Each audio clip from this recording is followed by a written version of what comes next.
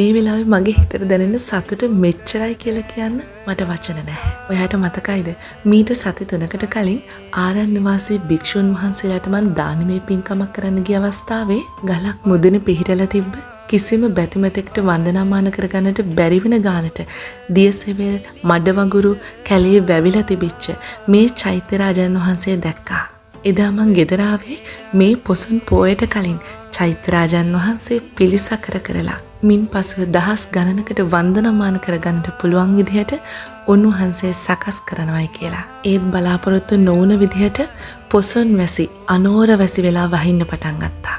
මීට දවස් 4කට කලින් අපේ ස්වාමින් වහන්සේ පණිවිඩයක් පවා මට එවලා තිබුණා.